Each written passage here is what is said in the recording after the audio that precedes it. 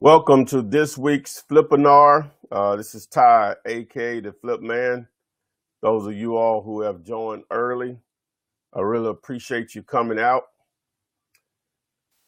This week, it's going to be a little different, so I may shorten up some of the first part of it. If you've never been on one before, I try to go through some information about wholesaling, about me, how I got started. So those of you all that have been through it before, so just bear with me. I do that for those who never have heard of wholesaling or of me or never have been on one of these. So please bear with us on that. And I'm going to go ahead and share my screen here.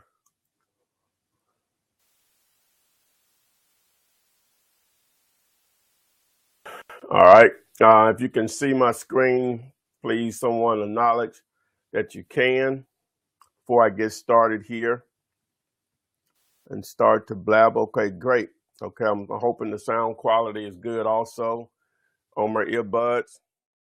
So let's get it. So wholesaling houses, no cash or credit, step by step. Today's topic, today's training, think like a realtor, get paid wholesaling real estate.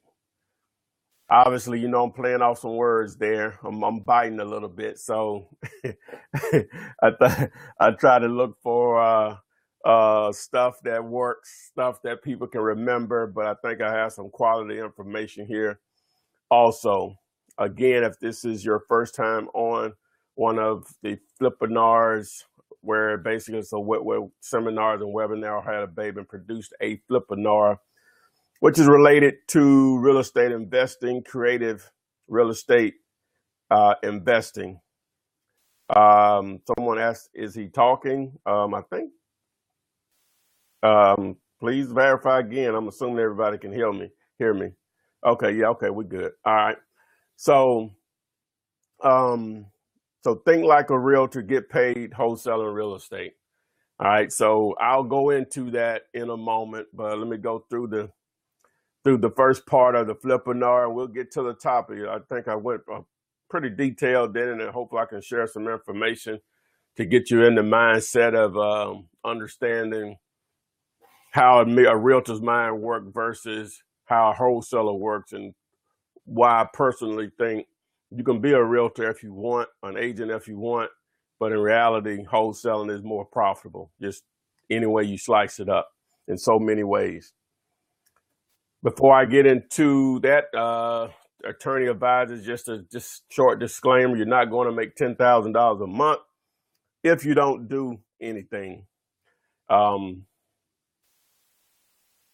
going to give away two. Don't let me forget, Darren is not on here tonight, but I don't think. Don't let me forget that I got to give away 2 free courses after the Q&A period. I have a question and answer period after everything, where I'll pretty much answer any question about wholesaling houses, wholesaling commercial real estate, or whatever, you know, and we'll go with that for a little while also. So I'm going to give away 2 courses, one from a phone number, one from the people that are logged in on their laptop or PC or tablet or whatever. So if you don't know, I do offer over 200 free videos on my YouTube channel, which is flipman.net. You can also access my website, but that's the actual name of the YouTube channel. Please, if you go to any of my videos, I've really hurt myself or not benefited you all and myself by not stressing subscribing to my YouTube channel and also turning on the notifications. I'm going to put up a little video that I found on YouTube that's about 20 seconds, and it really shows people that may not be familiar with how to do that, turn on notifications. So what happens when you have your notifications turned on, whenever I upload a video, you automatically get a notification by email, phone, or whatever. You know what I'm saying? So you have, first access to it. So again, but I have the library of videos. That's for anyone to take advantage of.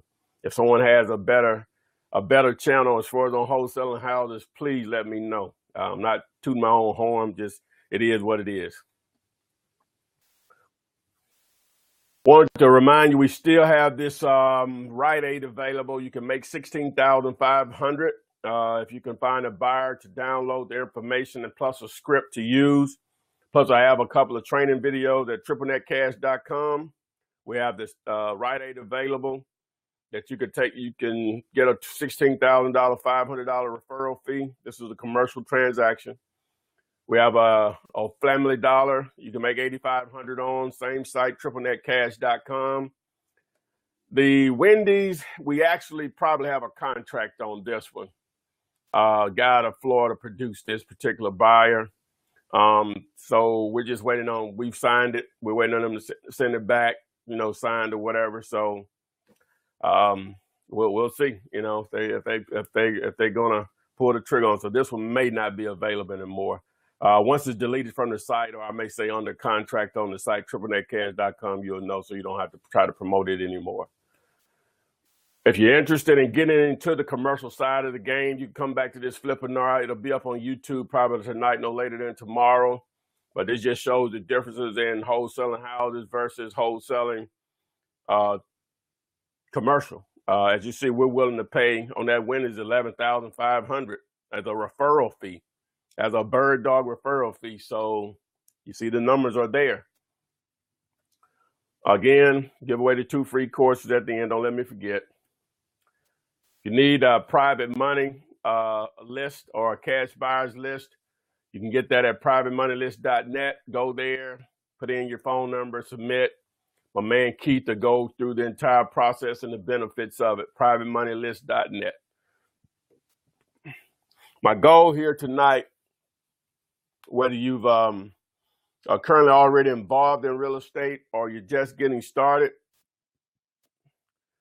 my goal here tonight is to get you to understand the power of understanding how to put deals together without using your own cash or credit, and how it can change your financial situation and change it quickly. So what is wholesaling? And I'm not going to go into that tonight because I'm going to go into that tonight, but it'll be later on. I'll explain that because that's part of, well, you know what? I need to go ahead and do it now, and then I can come back to it. What is wholesaling? All right, wholesaling is when, and this is my, I guess,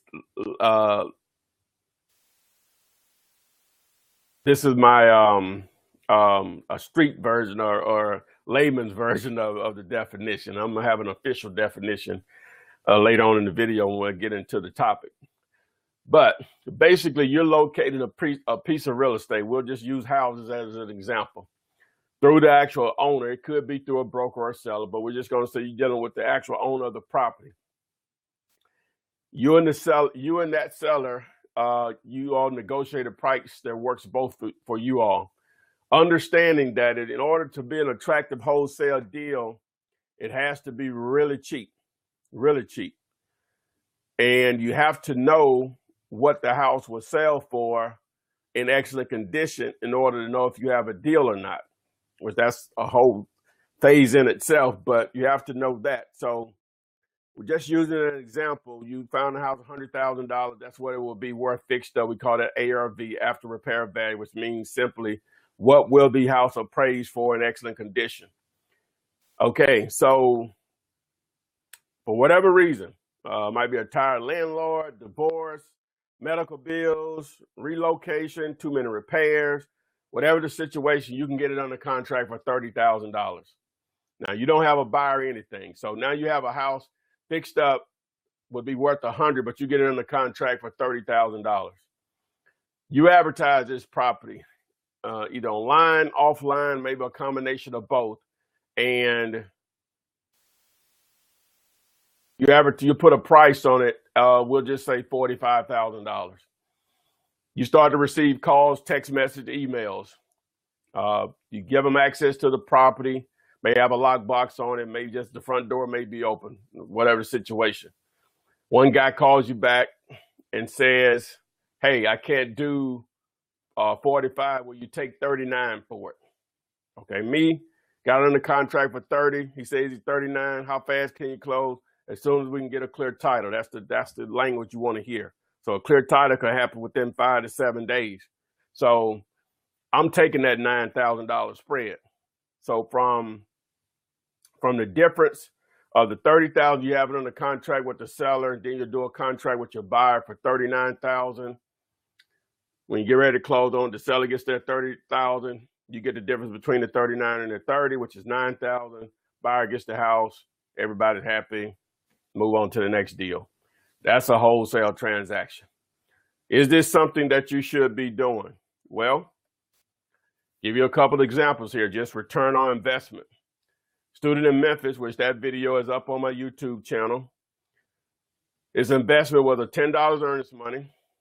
His take was $6,440.40. His actual return on investment is 64,344%. Basically, it's infinite.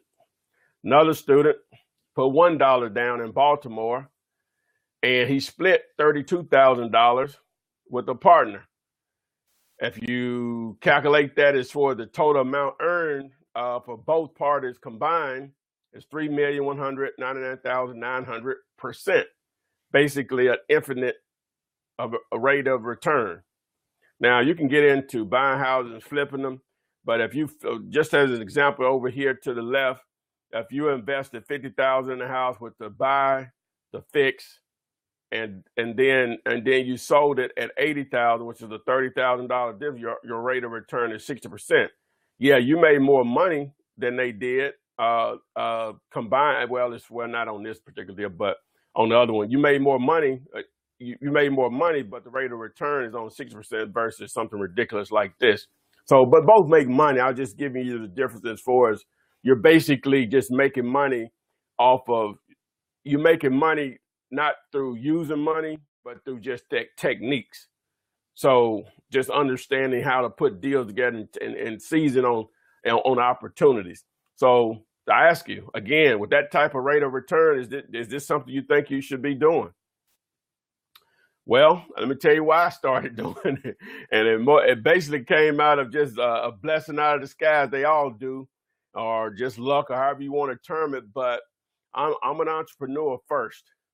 And I don't know when it started, as far as I'm not one of those people that, as I mentioned before, was selling donuts or lemonade or delivering papers when I was 9, 10 years old.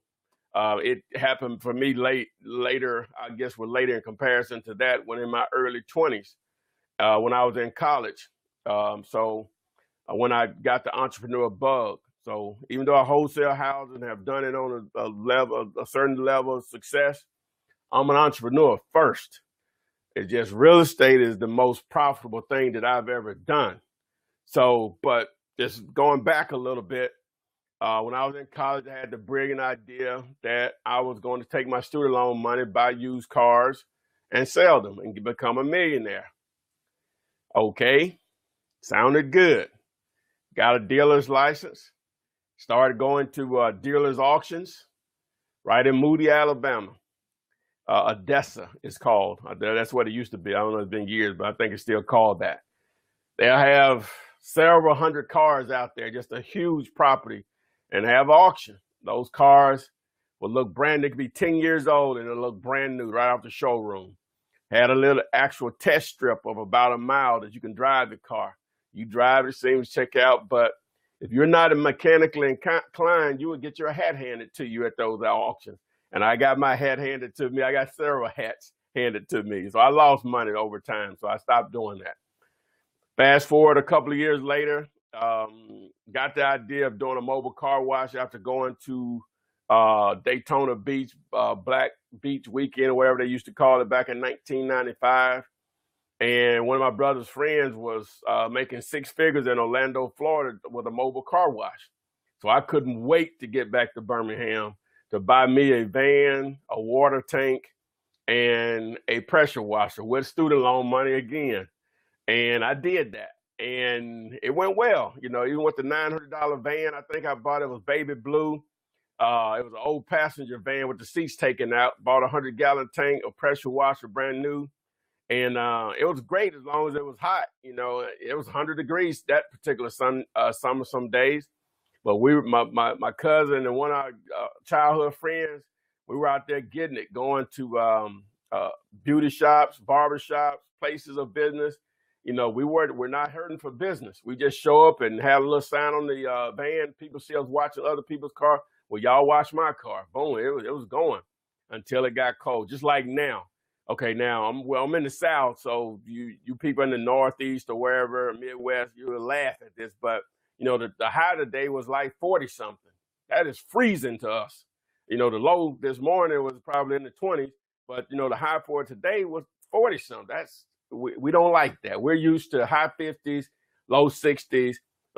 We can deal with that. You know what I'm saying? But when it's just in the 40s, high in in the 30s, oh, that's ridiculous. But anyway, so I couldn't do that, the mobile car wash. So I tried multi-level marketing a few times. I'm not a salesperson. I know it may seem like it, but I'm not.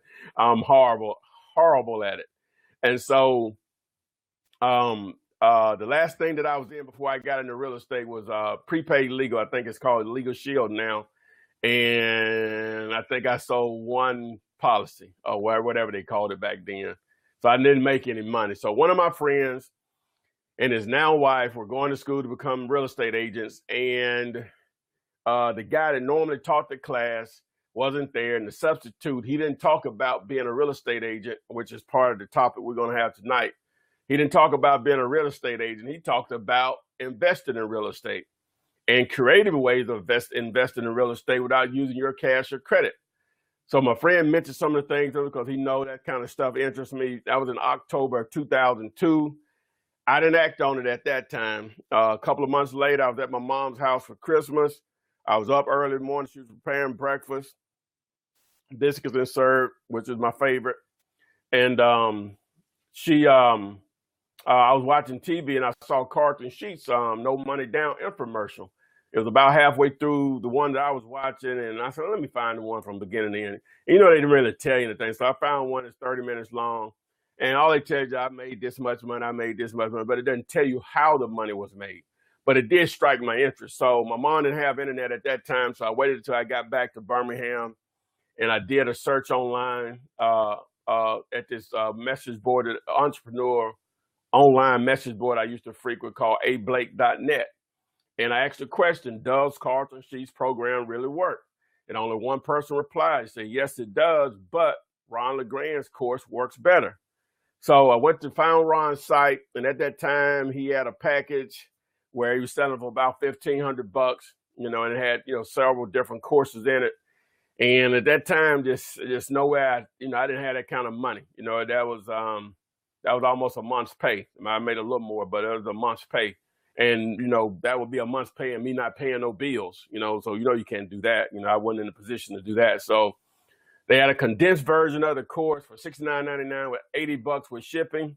And I got those. It was in cassette tape form. It was back in 2003.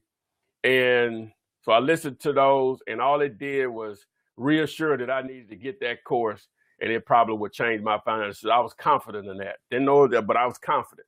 And so I said, hey, if I had to get a second job, I'm going to save that $1,500. You know, that's how motivated I was.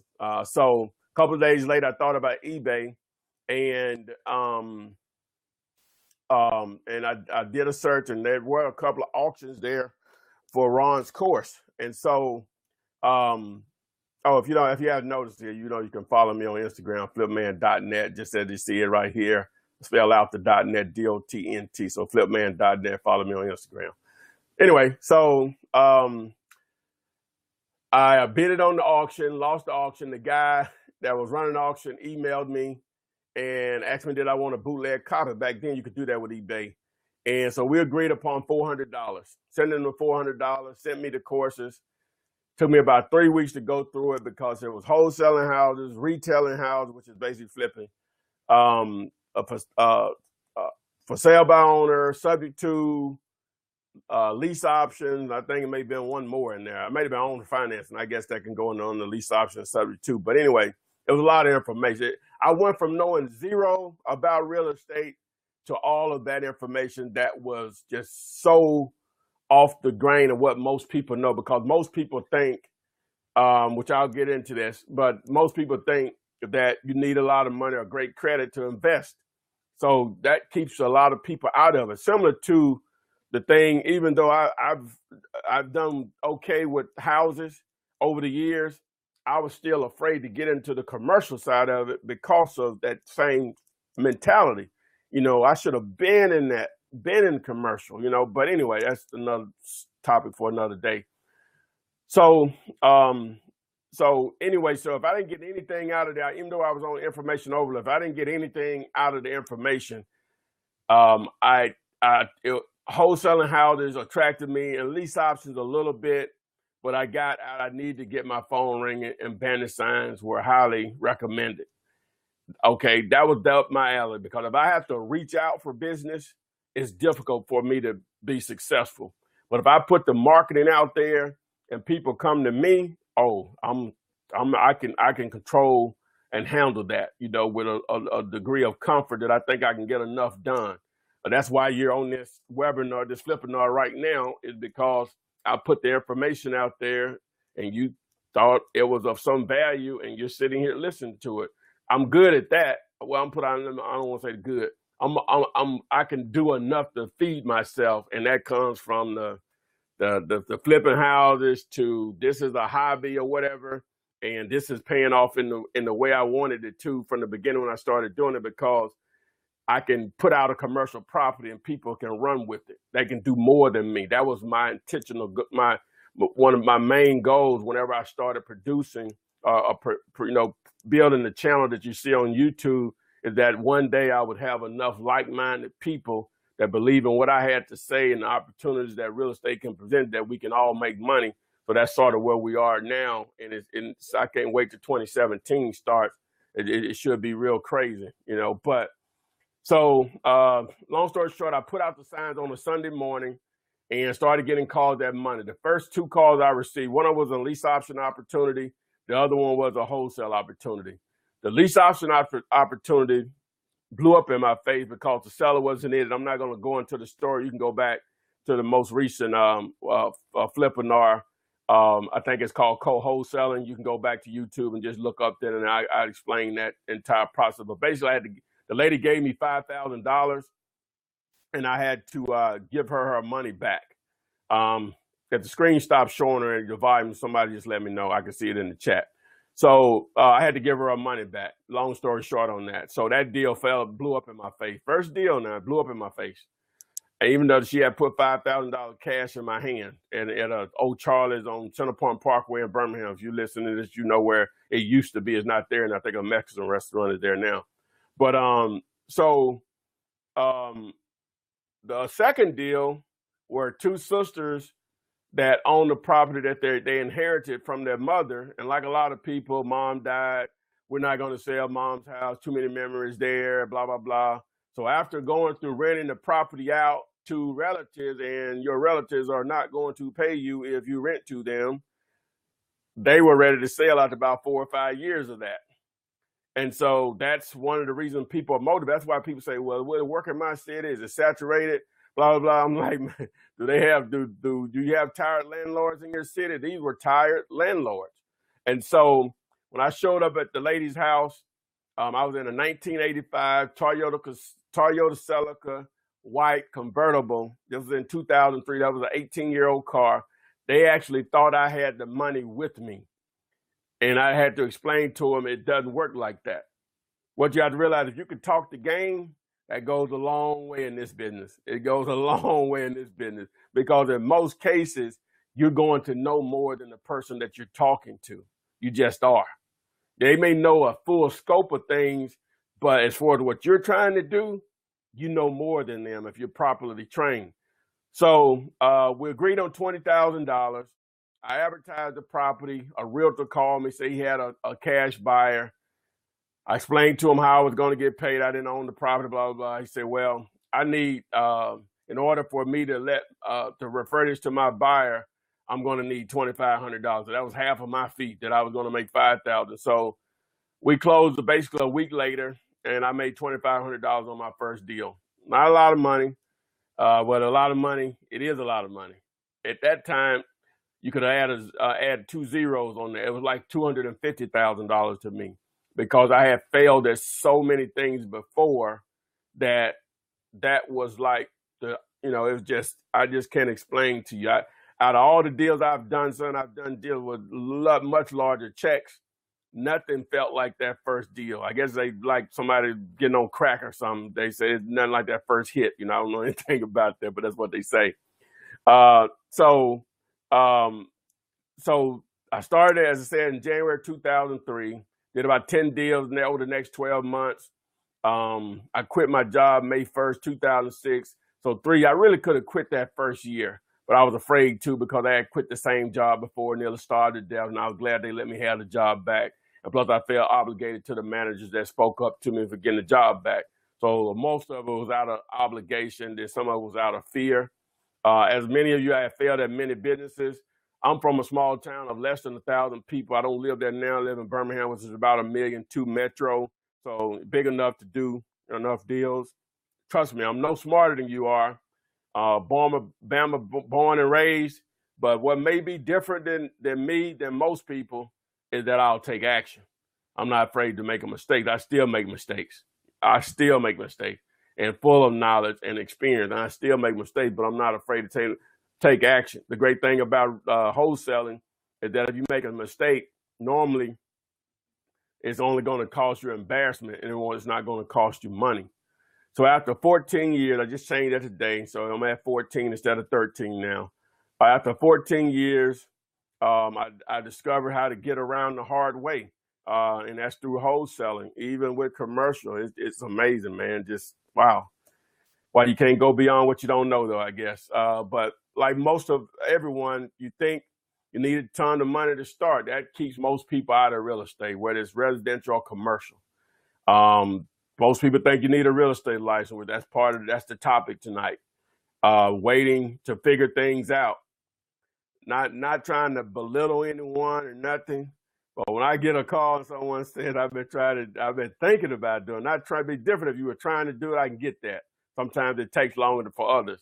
But when people say, I've been thinking and studying this for 2 or 3 years, I learned it in 3 weeks, but I probably learned it in about a day as far as what I do, because I was learning different techniques and it just took a long time to go through all the information.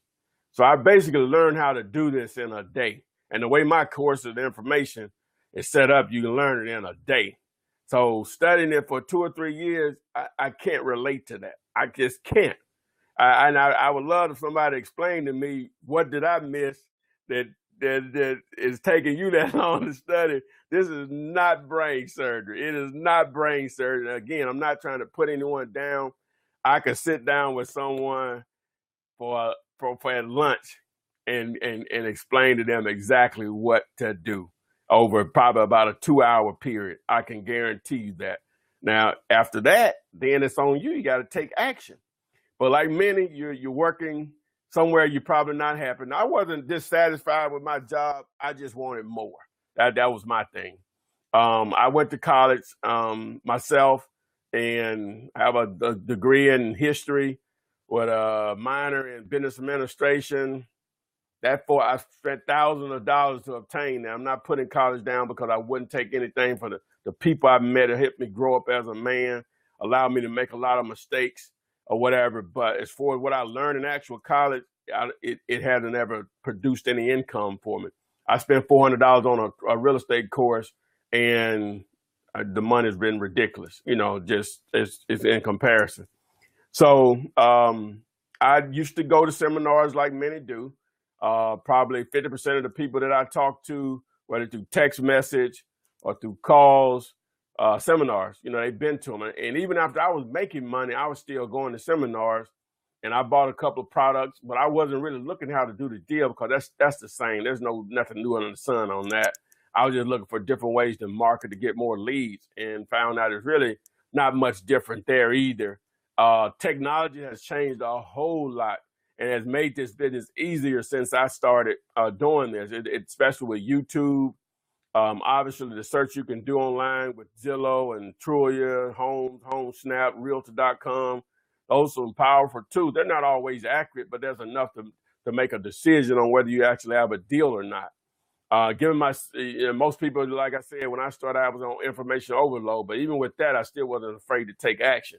I'm just a huge believer in, if you have an opportunity, the next thing you need to do is definitely just take action. You know, that's the name of the game. It's the name of the game.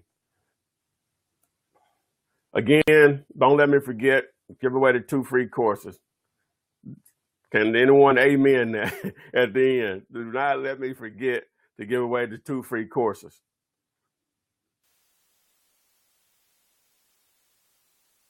All right, there we go. All right, we're getting now. Okay, now we're here. So it took me, we started exactly at 6, so it took me 30 minutes to go through the spiel. Okay, so think like a realtor, get paid wholesaling real estate. What am I talking about? All right. One of the common questions people ask, do I need a real estate license to invest in real estate, to flip properties, whatever? Okay. Again, don't forget flipman.net. Hit me up on Instagram.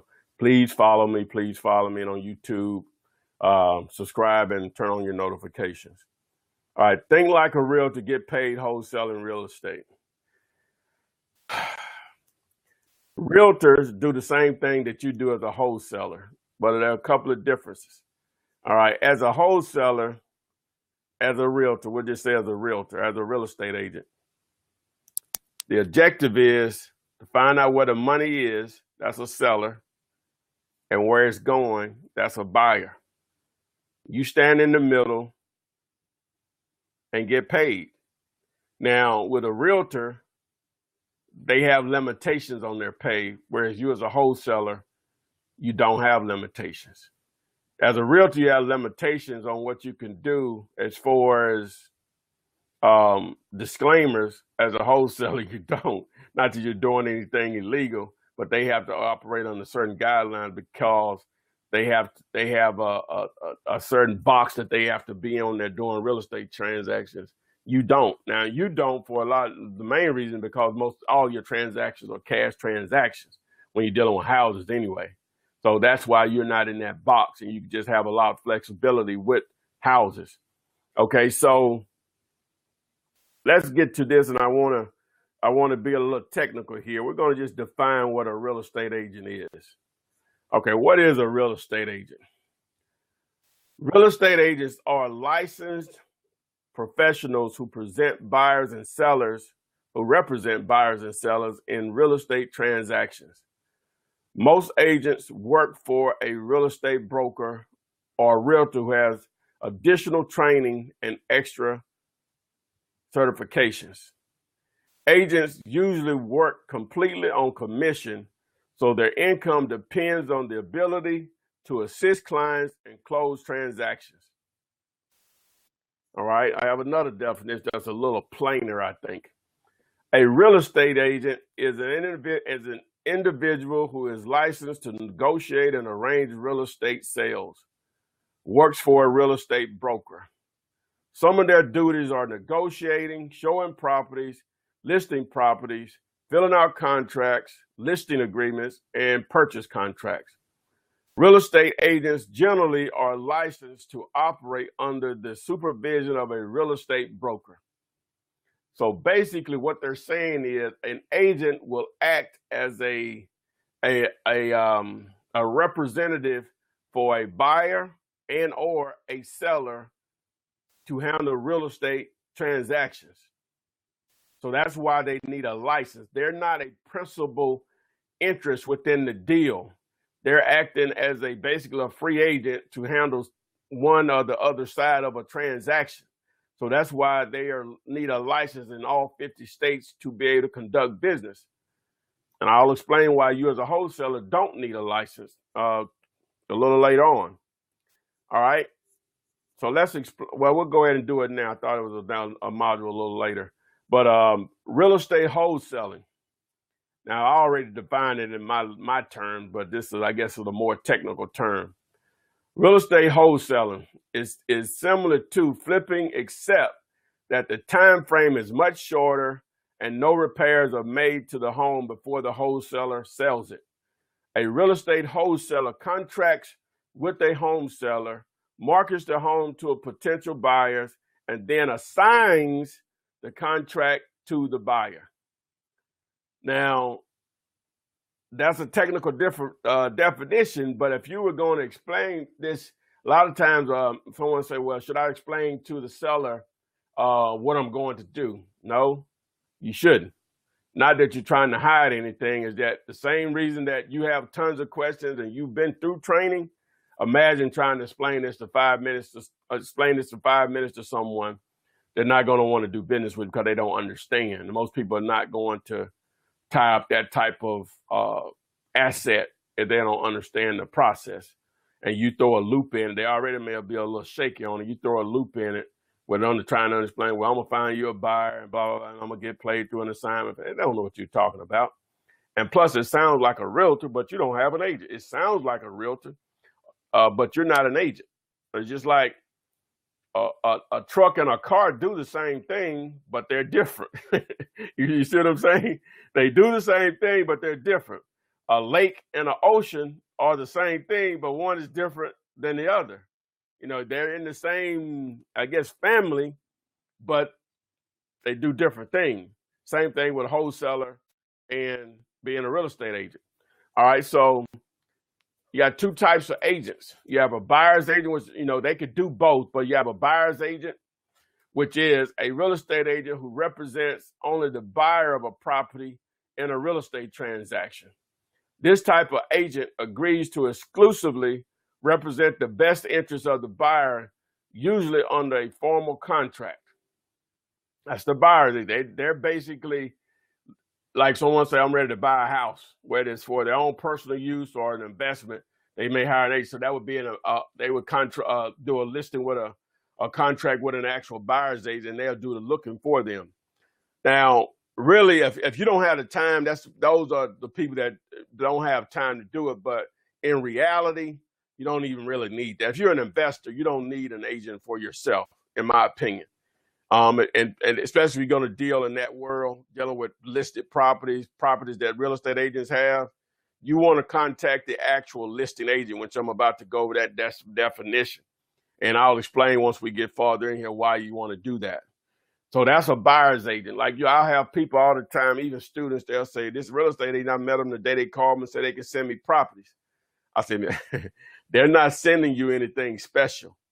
Anything that they send you, you can look up on the internet yourself. It's already on the internet.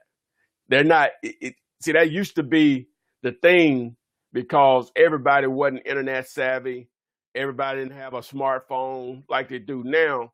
But for a buyer's agent, and I guess there's still people out there because you have people not as tech savvy or just knowledgeable about those things as others, but there's really no need for them as an investor unless you just don't have time. I can see if you don't have time and you want them to, but in reality, it's hard for me to wrap my mind around that. You always got time to, you just have to reorganize your priorities, in my opinion, especially when you're looking for deals. If you're going to deal with agents, but regardless of that, you don't need the buyer's agent because it puts you at a disadvantage because the listing or selling agent now has to split their commission, and you don't want that. Again, I'll get into that in a moment. All right, so seller's agent. All right, a real estate agent who exclusively represents the seller of a property in a real estate transaction. The contract between a property owner and an agent agreeing to sell the property requires the agent to perform certain duties, including research selling prices for comparable properties, actively marketing the property, and advising the best offers received for the listing. I'm gonna stop right there. All right. So basically, the researcher recently selling prices for comparable sales. Those are comps.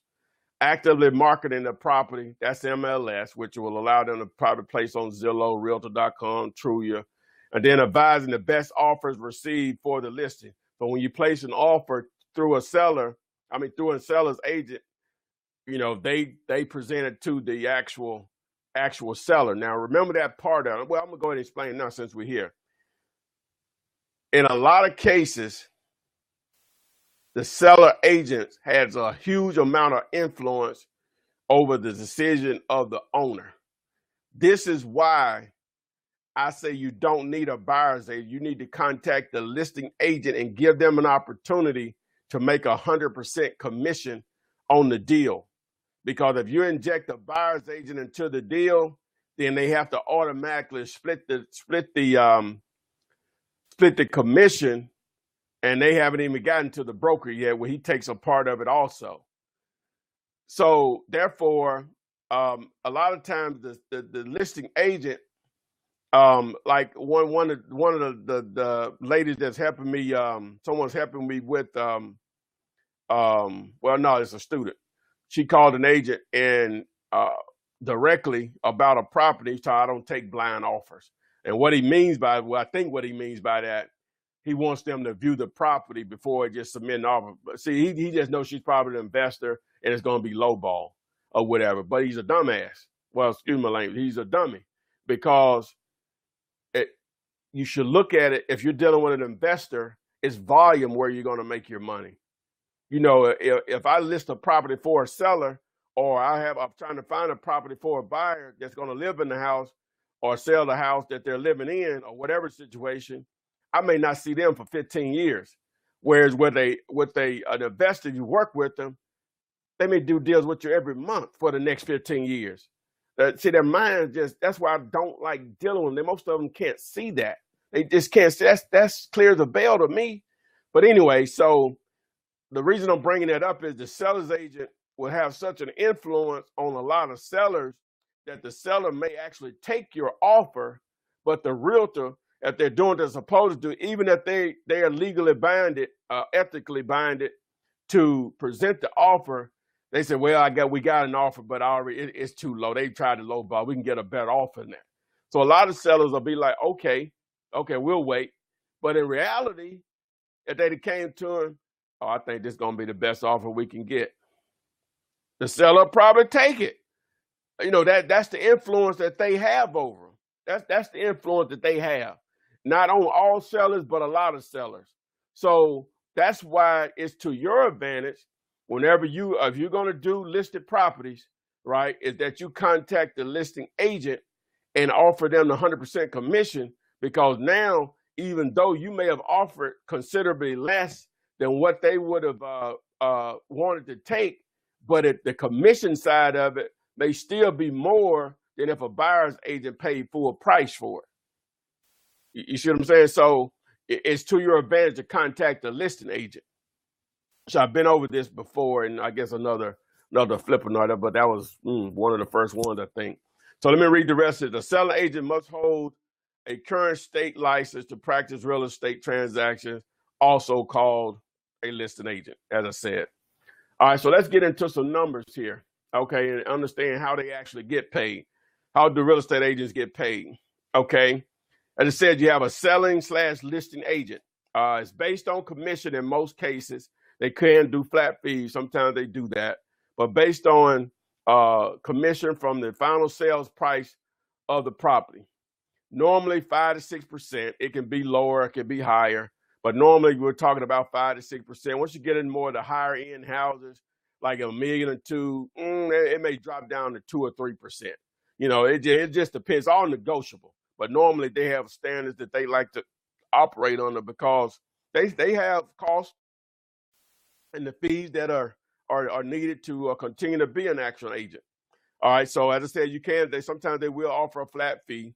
Then, as I said, the commission is negotiable normally, but they normally hold to that, and they get paid. You don't have to pay them up front. They get paid at closing. Okay. So they're working on commission. That's basically what we're saying. So we're going to use 6% as the number. So as an example, and I'm going to take you through an example all the way to comparing a wholesaler's money to how their money is split up. I'm going to go through all of that right here. All right, on the next few slides. So, all right, the final sales price of this example is $100,000. All right, 6% commission. Buyer's agent split because they produce a qualified buyer. So the next screen here. All right, so let's get to the payment breakdown. Okay, on 100% commission, It's $6,000. You split with another agent because they produced an actual the buyer. So that's they only get $3,000. All right. What you don't know is, well, you might know it. You might have a couple of agents here. Is that now they have to split with the broker. Now I have a schedule here, and I would like for an agent to tell me what they think the norm is. I didn't research that, but I know some of the percentages.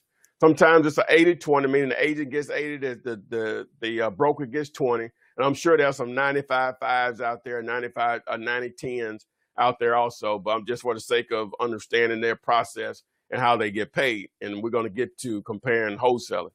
All right, so 70-30, 60-40, 50-50. And I'm sure if you're a brand new agent, and depending on the brokership that you're dealing with, it may vary. You know, so obviously you're seasoned, bringing a lot of sales in. You may be doing 99-1. I don't know, but I'm sure that'll vary. So, you had to remember back here. You had to split with the.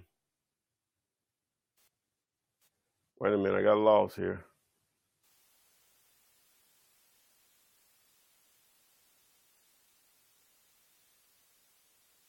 Back here, you had to split with the other agent. So we're working off $3,000 here and not $6,000. And then you have to pay your broker. All right. So now let's compare an agent's commission versus a wholesaler's fee. Are y'all still with me?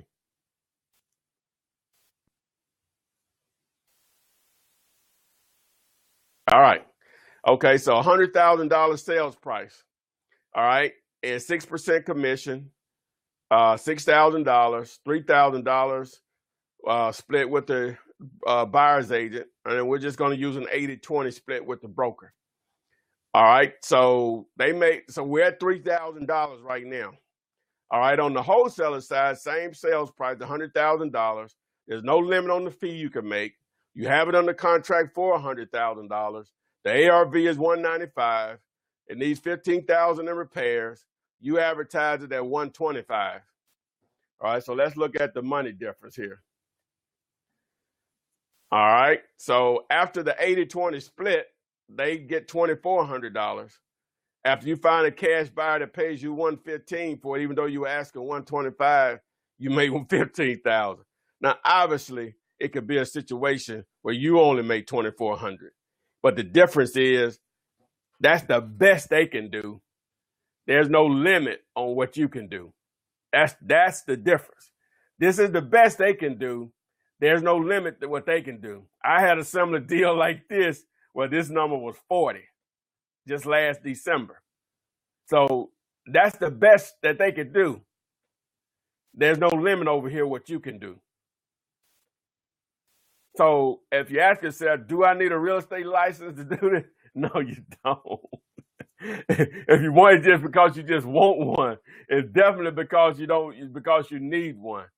Because all the information that they have accessible to them, it's all online. It's not like they're getting privy information.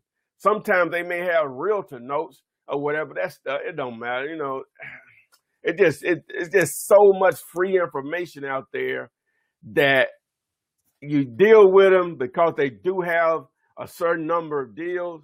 But as far as you being one, I don't want those restrictions personally. I don't want those restrictions that they're under. They have to disclose every time they do a deal that they're an agent if they're doing it for their own personal gain or personal investment. I don't want those restrictions. I don't need those. I'm operating within the laws and parameters. I don't need those. So, again, these are the difference. They're limited. You're not. They're limited. You're not. I don't know what else to say. I hope I did a good job of explaining the differences and the breakdown. But at the end of the day, they're limited and you're not. They're limited and you're not. All right, so we're going to go ahead and get into the second part of this Flippinar. Then we'll get to the question and answer. So, all right. So most people are here because they want to change their financial situation. All right. 3 to 5 deals per month are going to do that. So let's break down what it takes to do that and then some raw numbers here. All right. In order to accomplish that, you must talk to 3 to 5 people per day. You are a marketer in reality more so than a wholesaler. That's the way I like to term it. Let's just do some numbers. If you do 1 deal per month, and we say you average 5,000 to 7,000 per deal. Now, in some markets that may be 10 or 15. Some markets that may be 20, 30 on average. But conservatively, we'll say between $5,000 to $7,000 per deal. You do 1 deal per month over the course of a 12-month period. That's 12 deals in 12 months. So that's $60,000 to $84,000 that you've made. Not bad. That changes a lot. That changes things for a lot of people. Let's say you do 2 deals per month, $5,000 to $7,000 per deal, 24 deals in a year. That's $120,000 to $168,000 per year. Hey, most people can quit whatever they're doing. Most people can quit with that 60 to 84, but most people can quit what they're doing and do this full time. Let's get a little bit more excited about it. Five deals per month. So that's 5,000 to 7,000 per deal. That's 60 deals in a year. That's $400,000 to $420,000 per year. Did I say it? And I'll keep saying it every time I do these. Now they know your name at the bank. Hello, Mr. Taylor. How are you doing? I'm doing great. How are you today? Okay, again, don't let me forget about the free courses. If you need real proof of funds, you can go to realpof.com. If you're dealing with real estate agents, you're going to have this. There's no way around it. You're going to have some form of proof of funds. Doesn't have to do through this service here, but you're going to have proof of funds. All right. If you're looking for a private money or cash buyers list, privatemoneylist.net, submit your phone number. That's why most of you all, some of you all are here now. And the next page, Keith Yack is going to go into detail about the service. I've used it. Darren and I use this. Well, back to the proof of funds. We use this same proof of funds that he provides. That's why the winnings is not available right now. It's going to probably come down because we have a contract, but we had to get to the point of putting it on the contract, and we use these exact proof of funds to do that with. All right. So for those that don't win the course, you're going to have an opportunity to get it at a huge discount. You could do both of them, or you could do the one that you want. Wholesaling houses, only $197, or wholesaling apartments, only $197. You get both courses for $297. No coaching. You can get that at theflipman.com, theflipman.com. I'll keep mentioning it during the question and answering period. So let's get back over here. And again, guys, don't let me forget to give away the free course. I will. So let me get back over here, and we'll just start taking some questions here. You do not need, someone says you need proof of funds to get a house under contract. Not if you're dealing with a private seller, you don't, which I highly recommend starting out that you deal with before you start dealing with real estate agents. I definitely think you should deal with just private sellers. So to answer your question, you don't need proof of funds with them.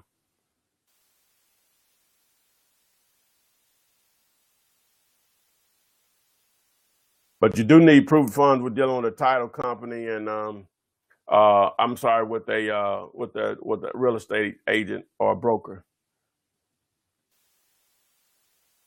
Someone says, do you answer seller calls live or send to voicemail? I try to answer. If I'm in a position to answer, I'm going to answer. I have a special number that goes to my phone. There's just so much technology out there that makes all that stuff easy to distinguish what's business and what's personal. But I'm going to try to answer it. And the reason I want to answer because I'm not the only one out there doing this. The first ones to the first come, first serve. So I'm not going to mess around. If I can answer it, and if I don't answer, I'm going to call them right back.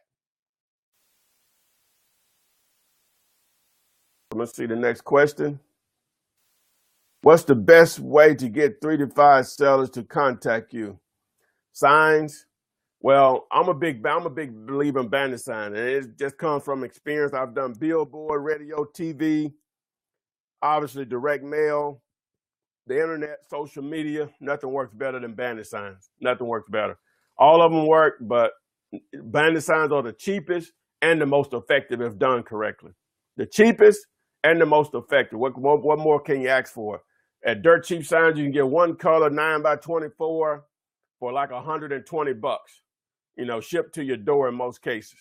A couple of weeks to receive them. Just call and speak to Curtis or Sonny. Let them know I referred you. Do you ever use yellow letters and postcards for your marketing? I do direct mail, but the way I teach my students to do direct mail is different than what everybody else does. In a couple of ways. We buy a smaller list, and the way you mail it is going to stick out out of everything else that they received in the mail. You're not going to blindly just send to a list. You're going to do due diligence on your list to make sure you increase and be more efficient on who has equity and who doesn't have equity.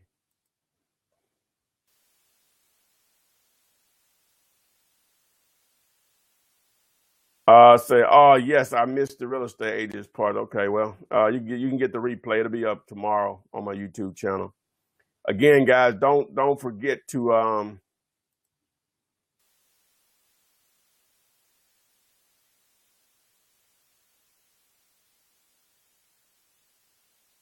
I'm gonna go back and share my screen here. So hold on a second. I can still read the chat room here.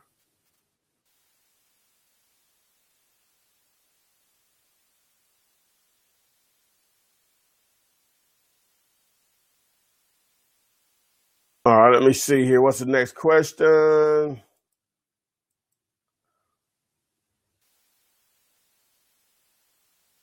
Can I resell an REO property under contract?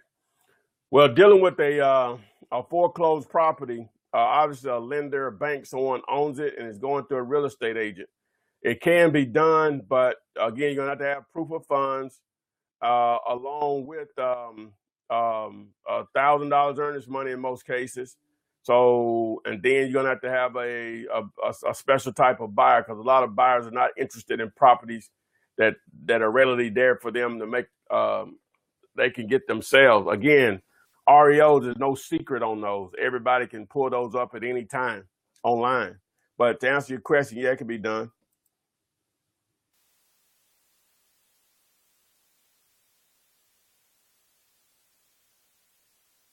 Someone says, when you meet up with a seller and they see the contract and see the verbiage, buyer and or assigns, how do you explain to the seller what an assignee is? I've never gotten that question. I've never gotten that question. But if they did ask, it basically saying is that if someone came, I'll explain it to them. If someone came along and say, hey, I don't want you to buy this property, I'll buy it from you before you buy it. That gives me the right to do that. I'll just explain that part to them. But that question has never came up. They don't, trust me, guys. When they're motivated, and this is simple, the contract I use anyway, it's simple, and you don't even have to have that verbiage in there. All contracts, and I was told this by one of the best real estate attorneys, probably in the state, I know in this state, all contracts are assignable unless the contract says it's not assignable. So you don't even have to have that verbiage in there.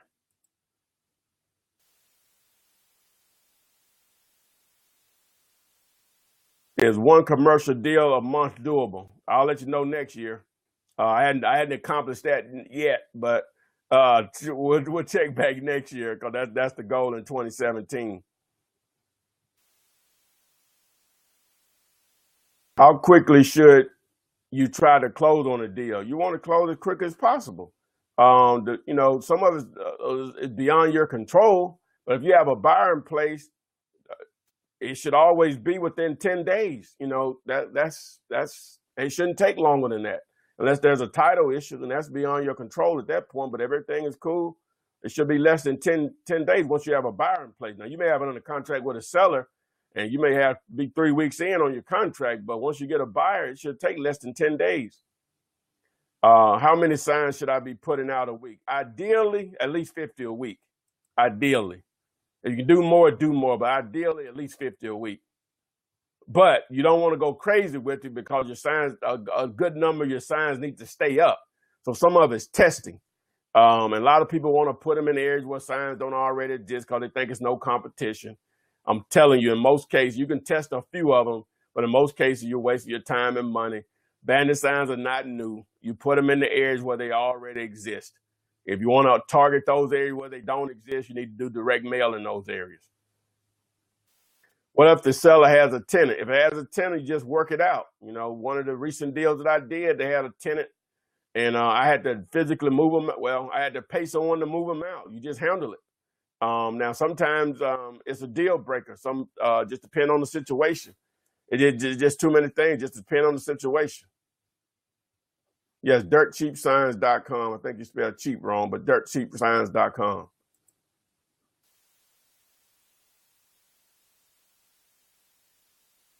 Have you ever done deals from probate? I've never targeted probate deals, but I've done them before. I just target absentee, and that encompasses probate, tired landlord, people that have relocated, need too many repairs, divorce. So if you do absentee, it just encompasses all of that. But I've never just targeted probate deals. Anything that's time consuming, I'm normally not going to be interested. That's just me. I'm not saying don't do it. It's just me. What area should newbies? Depends on where you live at in Alabama. You know, obviously, the bigger the city, the more the opportunities. It depends on where you live at in Alabama, or what are you know. The bigger the market, the more opportunities. It's really that simple for me.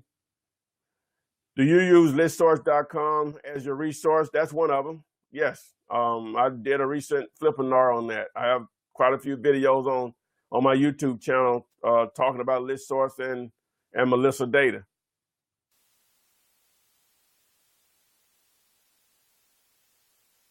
What happens if you have I guess they mean you have a deal is not closed in time?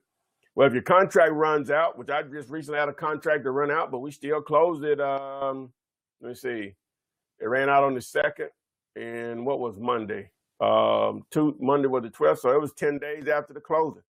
So you go back to them and ask for more time, they give it to you. You go back and ask for more time, and they don't give it to you. Yeah, I remember free course. I'm not going to forget free course. I'm not going to forget. I'm not going to forget. I'm not going to forget. I'm not going to forget. Do you get earnest money from potential buyers? Yeah, it needs to be put up somewhere. Just like like I say, the last deal I did, I had the buyer to take $1,000 earnest money to the attorney that wanted. He didn't care what we used, so I sent him to the attorney that I used. He took $1,000 check up there. They didn't even cash it. They gave it back to him at closing. Where to find motivated sellers and buyers? You market yourself. Don't find them. Let them find you. Market your business just like any other business, and they find you. They'll call you. Advertise, bandit signs, direct mail, social media, internet. You know, you market yourself just like with any other business on both sides of it, buyers and sellers. Is $10 for earnest money enough when wholesaling or more be expected? As you've seen, I gave you an example. Student in Memphis, $10. Student in made $6,444. Student in Baltimore put $1 down. As a matter of fact, the seller, when the student mentioned $1, need $1 to lock up the contract, the seller actually started trying to pull out $1. You know, so yes, so that's all it needs. But that won't work all the time. You have to feel out the seller. But for most of the case, y'all don't even put anything up in most cases. I may write it on the contract, but it never exchanges.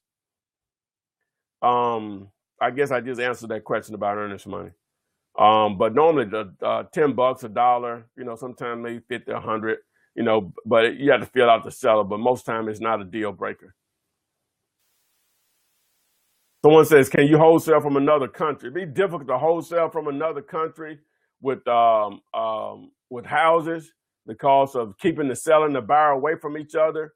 But you could wholesale commercial because in most cases, the seller and buyer are not in the same city and won't be. And everything is done. No one shows up at closing. It's just all done through email, overnight, and wire transfers. So commercial, yes. houses are a little bit more difficult from another country. Even if you were in the States, you're trying to do it in a different market that was hours away. How much to add coaching to your course? Just go to flipman.net. You can see the prices at flipman.net.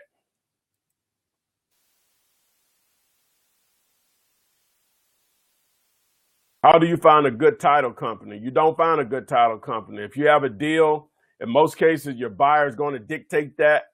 So you don't, that's something I always advise my students, don't even worry about that part of it. If you have a seller and a buyer in place, getting your deal closed is the easy part. Don't worry about a title company. You piggyback off the buyer because most buyers are seasoned investors and they already have those relationships built and they dictate that. Now, as I said, the last deal I did, he didn't care. But if I had came to him and said, well, who do you normally close with? He buys houses all the time, so he would have recommended someone. So now you just submit both contracts, closing detail sheet, and bam, that normally takes care of it. Now, I did have a recent title I was going to pull. And it was it was about 45 minutes from here. I hadn't done a lot of deals in that town. Matter of fact, in Tuscaloosa. And not the title company, but the closing attorney, they didn't want to do the deal, but that was fine. And that made the buyer back out because his attorney didn't want to do it. But I found another buyer, immediately. And so he wanted to do it, but it didn't matter anyway. We're not going to be able to get a clear title.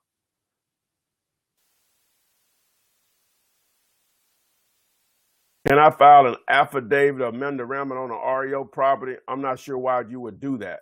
You have to explain more. I don't understand why you would do that. Someone said, have you ever done deals in probate? I thought I answered that.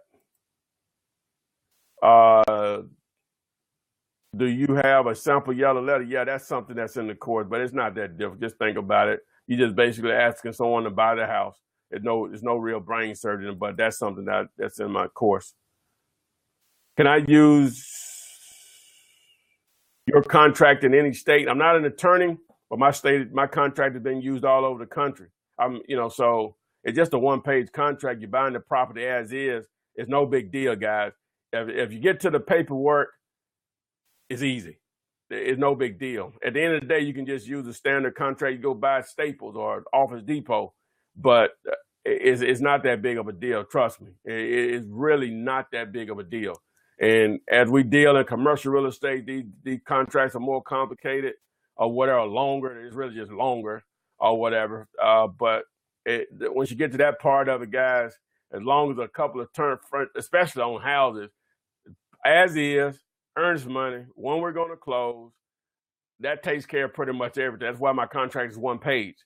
We're dealing with houses. Now, you can't do that with large commercial deals, but with houses.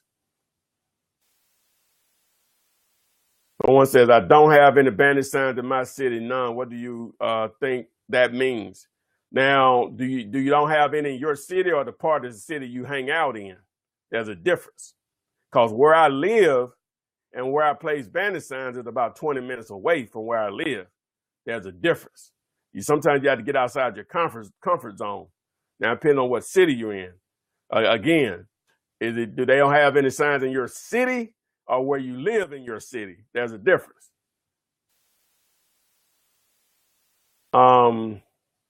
Someone says, should I use a mortgage loan for my first deal? That's not how this works, David. The only way this stuff works and works consistently is because your buyers are using cash. Loans are never used. They may have a hard money loan, but that's something totally different. Yeah, Birmingham, that's where I am. Yeah, you can do deals in Birmingham, plenty of them.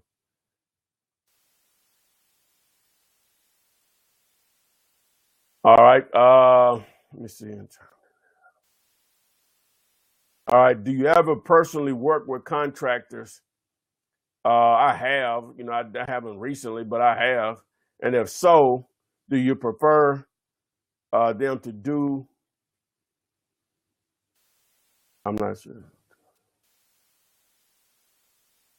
Oh, do I refer them to buyers and charge a referral fee? Nah, I've never done that. I don't. I've never done that. It really doesn't work like that. I've never done that. I just use those relationships. I use them for something else down the road. Don't charge them anything. That's up to you. There's nothing I would do. So I had a contractor contact me today, and I'm trying to figure out a way to leverage. Got what you'll realize, if you're a good contractor, he doesn't need to contact because he has too much work. Contractors that reach out for business, that's a red flag. Good contractors, they're backed up. Because you have a lot of bad contractors out there that take people money and won't finish the job. If they're reaching out to you, that's a red flag. Good contractors don't look for business. They have too much business. That's just from my 14 years of experience. There's nothing there to leverage, trust me. Where can I get a contract? You just go to my site, flipman.net, enter your name and phone number in that area of the site, and boom, you'll receive a text on where you can download download the contract free. Flipman.net. Should you only market for free and clear properties? It doesn't matter if it's free and clear or not, as long as the debt that's owed on the property, whether it's tax liens, mortgage, or actually liens themselves, it doesn't matter as long as those are less than the price that you need to make the deal work. If there's taxes on the property of $3,500 and the price that you need to work is $8,000, that works. That $3,500 will come out of that $8,000 at closing. But if it's a situation where they owe a $50,000 mortgage and the number that you need is $20,000, then that deal doesn't work. So it doesn't have to be free and clear. Is a power of attorney necessary when not present or out of state or country? I don't know. It depends on what type of transaction you're talking about. You have to be a little bit more clear on what type of transaction you're talking about. And sometimes you have to ask for a contract extension as well. Oh yeah, that happened. That's going to happen. If you do this long enough, that's going to happen. It just is. All right. Someone says, do I need to start an LLC to do my first few wholesale deals? That's up to you. I didn't. That's totally up to you, but it's not needed. To answer your question, I did it probably the first 3 years without one, but I wouldn't recommend you do go that long. But to answer your question, it's not needed. That's something you just want to do for a number of reasons, but it's not needed to start. Eventually, you need to do it, but to start. Well, basically, that's the same question someone else just asked. Is it better to start your brand on the wholesaling as an individual or on a business? I base it on what your resources are. If you have the resources to purchase, to handle the cost of setting up an LLC or an entity, then along with being able to get in your marketing start, then do it. But if you have to choose, you can't do it all at one time. You put that on the back burner. Wait till you do a deal or two, and then you can take care of it. But don't let that prevent you from starting.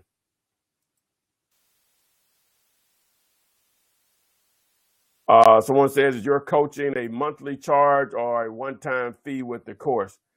Just a one-time fee.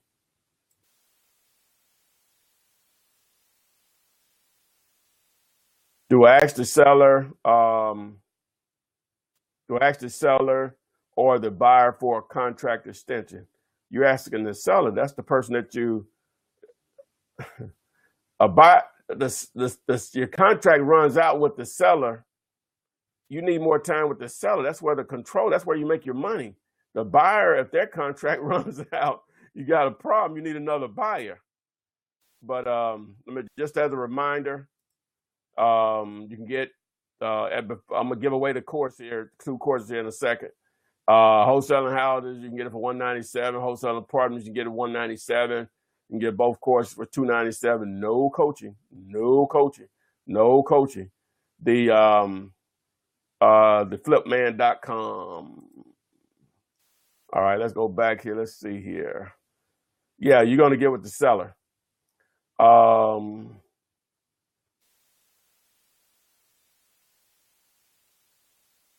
You can use the money you charge in your non-refundable deposit, and does that pay closing cost? I'm not.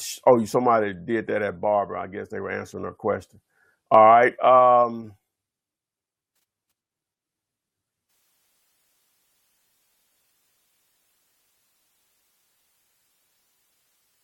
Last question, I promise. Does the buyer sign the assignment or contract at the title company, or do you assign the contract before closing?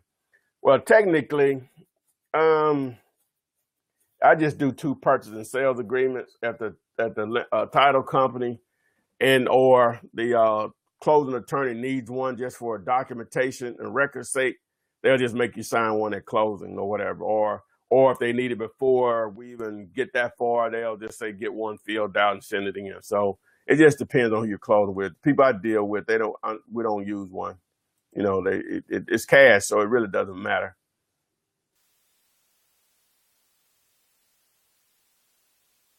Somebody said, what's the best way to find buyers? The best way to find buyers is having great deals. Advertise great deals. Buyers will contact you. You build a buyers list. You may have a great deal. 20 people contact you. You can only sell to one person. The other 19, you'll collect their information for other deals. When I say their information, their name, contact information, what areas they buy in, how many they buy per month, per year, what price range, what areas, as I said, minimum number of beds and baths, what level of repairs they like to deal with. Boom, your deals easily builds your buyers list. Great deals. Where do I get an assignment contract to assign to the end investor to get my assignment fee? Google is a powerful tool. Google is your friend. They're all over the place.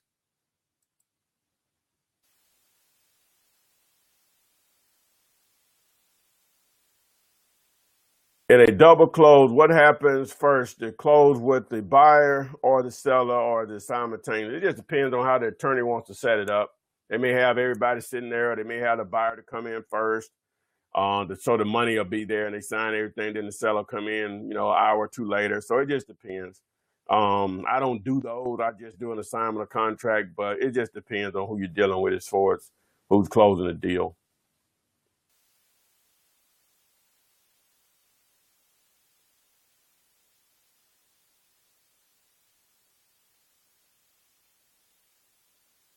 What do you typically say to those who say it's illegal to wholesale? You have to have a license. I got told that. All right. Your reply should be the same people that close.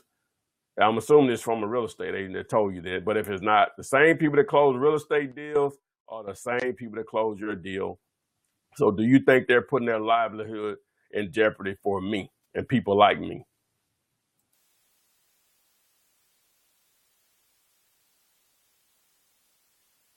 And the other thing you should say, do you know this? Or because you don't know, you think it's illegal? There's a difference. Just say you don't know. Don't say it's illegal. Just say you don't know.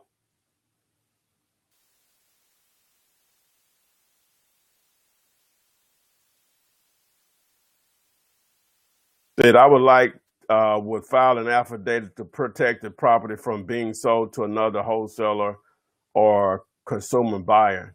That's what your contract is for. Is to prevent that. You can go do that if you want to, but that's what your contract is for. That's up to you. I've never had that to happen to me. Most of the time, sellers is just not going to do. So you have to have both the seller and the buyer to do that. And most of the time, sellers know they've already signed something with you. They're not going to do that. It's just going to be very rare that's going to happen. Well, if there are no bandit signs in your city, number one, I would put something out on a Friday and just let them ride. I would just already know that I'm always be buying bandit signs. I'll put them out on a Friday evening and let them ride, because you're going to probably get calls because they're not any there. Now, if you start getting calls from, whoever, the bandit sign police, whatever they call them or whatever, Hey, you say, I told them guys not to put them. I told them to put them in such and such county or whatever. But I would probably test it out, put them out on the Friday, and when they come down, they come down. Next Friday, put some more out because you're gonna probably get calls because people are not used to seeing them, and they'll call you. It's really that simple. So, what is your best free resource to get income? I just Google the address and I compare sites: Zillow, Trulia, HomeSnap, Homes, Realtor, and I'm looking for consistency at the highest price. What I mean by that, I'm looking for at least 2 to 3 numbers that are close to each other. That's normally going to be enough for me to know that, hey, this is probably what the ARV is. Sometimes it's wrong, but for the most part, it's right. For what we're doing, you just need a ballpark. There's no exact number. You just need a ballpark.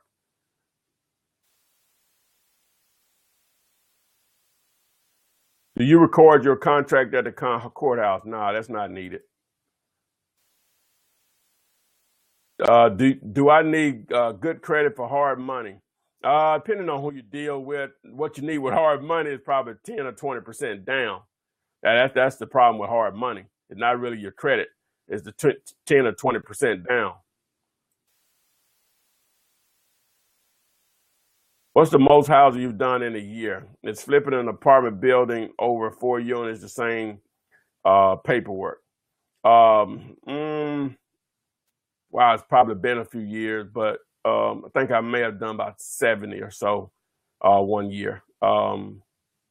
Get close to that, but I think I did around that. I'm not sure. That was pre '07. It's flipping an apartment building over 4 units the same. Yeah, it can be, depending on the price of it, more or less on how complicated the contract will be. Yeah, that's me. I say, has anyone used Real PO Day? Yeah, me. All the properties that we do commercially, I don't have to use them for residential, but commercially we use that. We use those proof of funds when they ask for it. We use those proof of funds. Have you ever done a deal using owner financing? Yeah, I've done that before.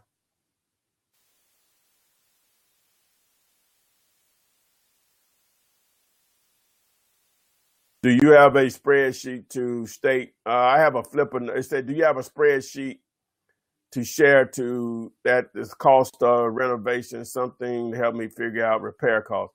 There's a Flippinar. You can go on my channel that I did on estimating repairs.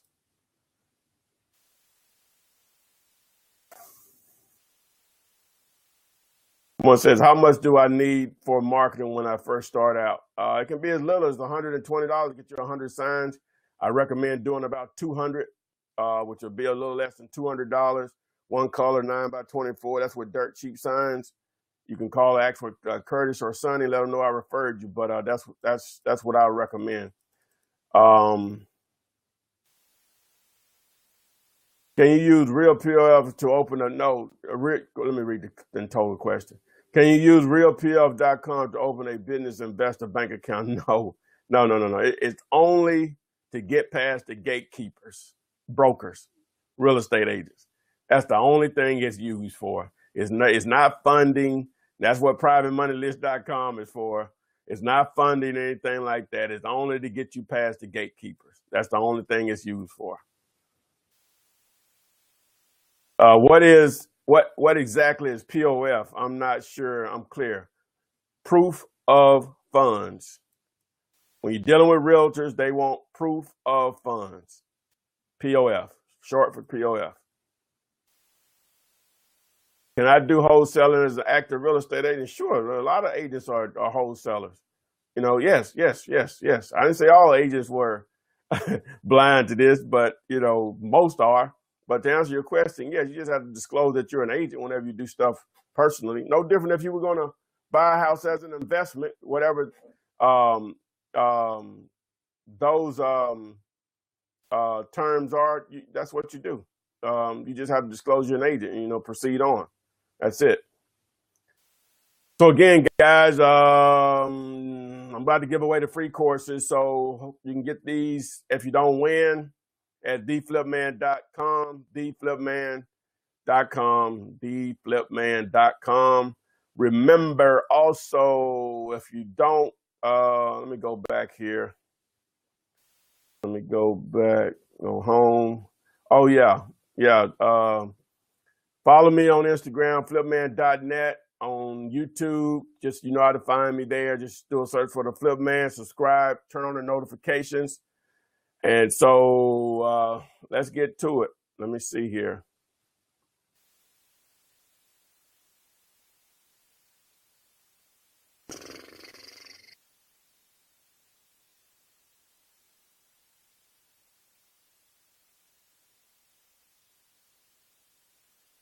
We'll stop the screen sharing. And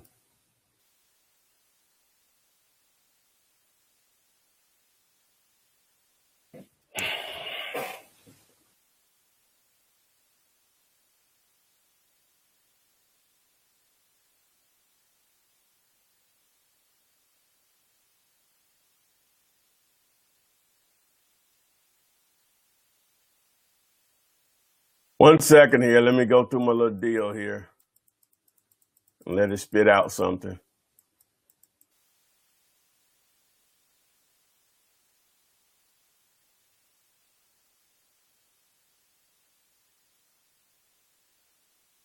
All right, we're going to go with the chat folks, people that actually on a laptop or something like that. All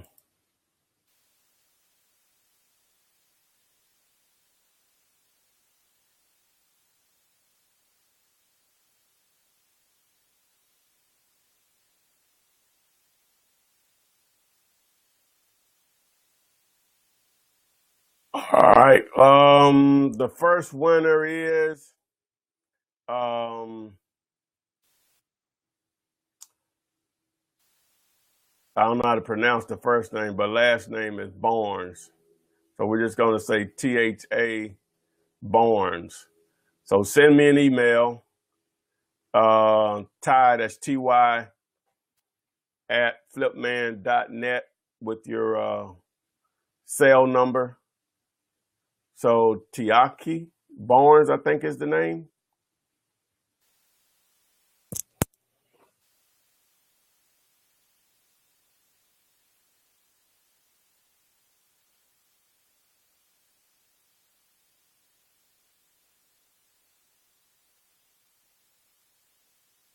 All right. So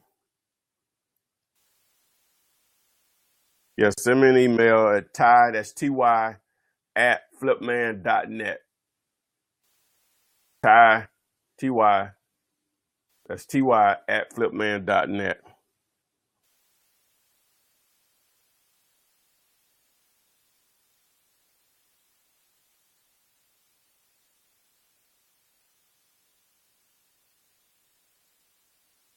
All right, give me a second on the second one here, please.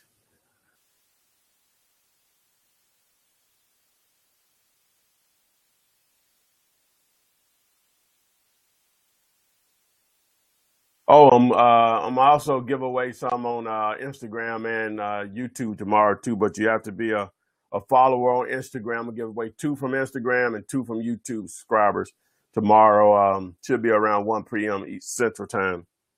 All right. As for the phone number, I'm just gonna call out the 7 of your phone number, and you can just text me.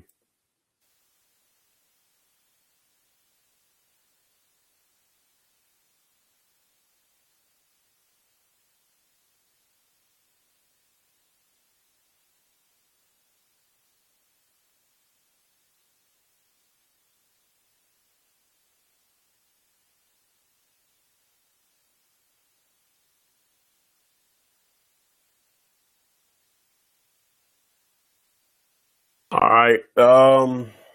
Your phone number. I'm just gonna call out the last 7 of your number. The last 7 of your number is 478-2734.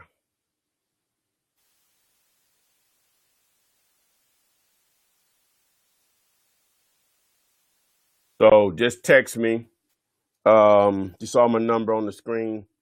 Well, it's 205-492-3425. 205-492-3425. Matter of fact, I'll just send you a text right quick. And you have an iPhone. Much respect.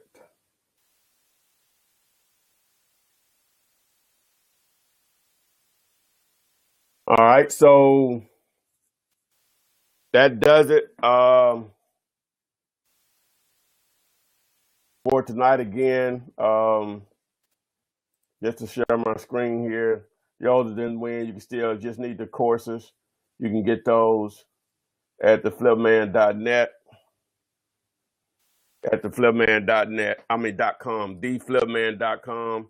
You can get them for $197 separately, or you can get them both at for $297. Again, I get an opportunity to win the courses on tomorrow. You see my at flipman.net on Instagram. If you don't have an Instagram account, go set one up. You know, I'm going to start to try to put a lot of information out there.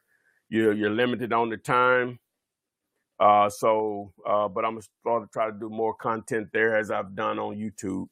So again, guys, I thank you for coming out. Please share this with family and friends. This will be on YouTube later on tonight or possibly tomorrow. Again, I really, really appreciate everyone coming out. And I guess if everything goes as they should, I'll see you guys on next week again. You can get the courses at theflipman.com. If you want the full courses, you can go to flipman.net. And with the coach, if you need the coaching, go to flipman.net. So thanks again, guys, and I will see you on the flip side.